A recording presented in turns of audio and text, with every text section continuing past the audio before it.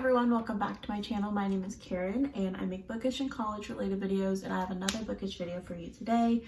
Today in this video I will be going through my Goodreads and talking a little bit about my thoughts on the whole website, plus my reading goals and cleaning up some of my bookshelves.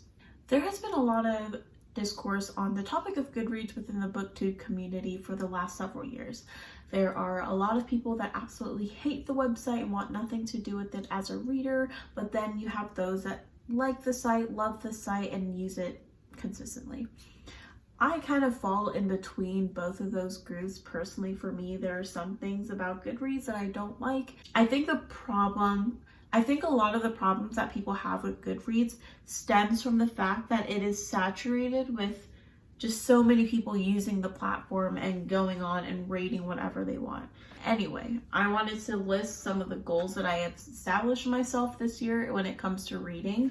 My Goodreads reading challenge goal is 20 books this year, which to me, I know I have a booktube channel. I know my personality trait is books, but I don't read a lot of books throughout the year.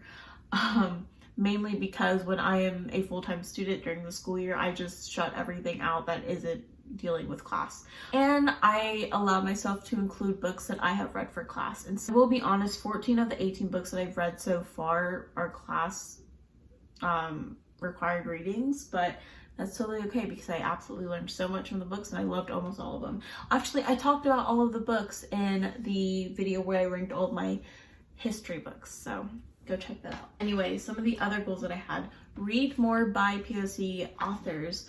I don't know, I realized, I looked at my bookshelf and I was like, wow, a lot of these authors are cis white people, cis white men, and usually those books by cis white men have historically just been very boring to me. So far so good with the reading more by POC authors. And something that helps me out is that I joined a book club called the We Read Women of Color Book Club, and I am the interview lead for this book club, meaning that if we ever have a poet or an author come on and do some sort of like live Q&A event, I would be the one asking them questions. And so oftentimes you'll see me in the book club meetings and you'll see me on our Slack community, so I'll leave all the information down below so y'all can join. Then also the last goal that I established for myself a while ago is to read books on topics that I can't learn about in a Converse history class. So if you don't know, I am a history major at Converse College, and I realized that I have taken a lot of basic level history courses, as well as a medieval history course that I hope my professor's not watching this, because I was not awake the entire semester for that class. I also took a Women in Asian and African Cultures, which is that video that I was referencing earlier. I took that class. It was more about the culture and women and gender roles in society in various Asian and African countries, not necessarily history. Those are my goals that I have established for myself as a reader, and goals that I have been achieving so far. Okay, so now you should be able to see my Goodreads screen. This is the first thing I see when I pop up. All of my links are down below, so you can go ahead and add me on Goodreads if you'd like to keep in touch with what I'm reading. I'm currently reading The Color Purple by Alice Walker, and this is one of our book club reads right now. I haven't started it. I'm going to start it later today after I run all my errands and get stuff done. Today is also the first day that I don't have schoolwork or work, because I worked remotely for the admissions office, but that work is done and I am on break for the next few days. So here you can see my 2020 reading challenge. I am 90% done. Let's see what books I have read so far. Yeah, so these first 14 books were all for class, and they're all by POC women, which is amazing. And then I read Between the World and Me, Homegoing, and this was our first book club read, and I really did like this book and I really loved our discussion. And then I read Colonize This. This was a really great book. I have a reading vlog that I uploaded last week on this. Okay, I don't know if I've mentioned this earlier, but there was a point 2 or 3 months ago where I went through my Goodreads and I cleared out a bunch of books. And then yesterday and today, without even thinking, I was just adding a bunch of different books to my Goodreads shelves. And I was like, man, maybe I should stop because I plan on filming a video tomorrow. So I think I'm gonna go through these books and take out books that I can't see myself reading within the next like 2 years. I would say 2 years. I've had this book since 2015, but I really do want to read it, so I'm going to keep it on my shelves, as well as All the Light We Cannot See. Wow, okay, I keep forgetting that I cleared this out before, but I can't believe The Nightingale from 2015 is my first book on here. The Life of Henrietta Lacks. I own this book myself, but I don't see myself reading it within the next couple of years, so I'm gonna take it off. So I have a question for anyone watching. If you know that a book has bad ratings or low ratings, do you go ahead and read the book, or do you just go off of what other people say? Because I fall in between that. I don't know. So The House of Bilderberg, it sounds very interesting and it has high ratings. I'm going to keep it on my shelves because it's not something that I would read within the next 2 years, but it's something that I think I would forget about if I don't keep it on my want to read shelves. So I'm just going to keep it there. From Twinkle with Love, I own, so I'm going to take this off, as well as First Woman, because I also own that book too. Isn't that just Between Shades of Grey? This is just Between Shades of Grey. I don't know why it's called Ashes in the Snow. I think the Ashes in the Snow title is the title of the film. So did they change the title of the book? I have Between Shades of Grey. I think it's the same thing. I feel like if I have way too many books on my want to read shelf, it'll pressure me and then put me in a reading slump. So that's why I'm taking off books that I already own. You know what? I'm gonna write down books that I want to read but don't want to keep on my shelf. We're just gonna start a new page. I started a notebook where I just keep all my bookish thoughts and everything on here. So Kindred is the first science fiction written by a Black woman, which that's pretty cool. Is there a way to like batch edit?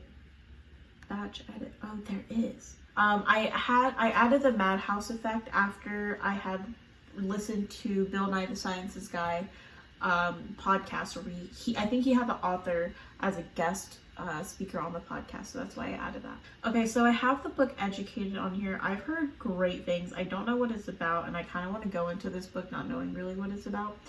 American Born Chinese. I have been searching for an Asian queer history book. I don't think this is like an Asian queer history book, but this just reminded me that I posted a TikTok, I posted a tweet saying I really want to see myself represented in history, but I don't think I can right now because I think being LGBTQ plus in Asian communities have been shunned out for so long that there aren't too many books about it.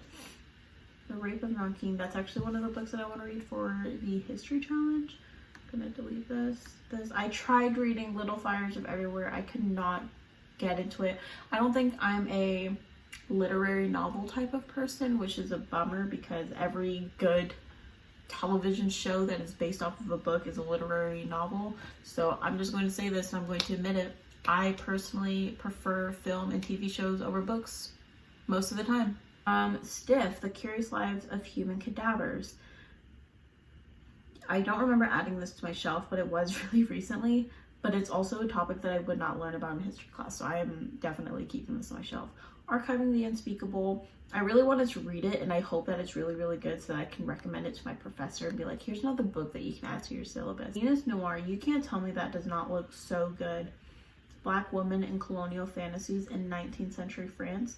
First of all, there are no history classes that converse about 19th century France. Oh my god. Anyway, one privilege that I have that I recently sat down and thought about was my gender. There's no question about it. And I had no idea that there are some native and indigenous tribes where people identify as two-spirit, and I still don't know what that means, but I know that it's a gender identity unique to indigenous communities. And so I found these books called Asegi Stories, Cherokee Queer and Two-Spirit Memories, A Two-Spirit Journey.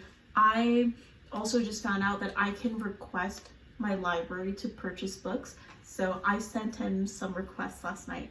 I also sent in a request for Broken Trust, Greed, Mismanagement, and Political Manipulation at America's Largest Charitable Trust.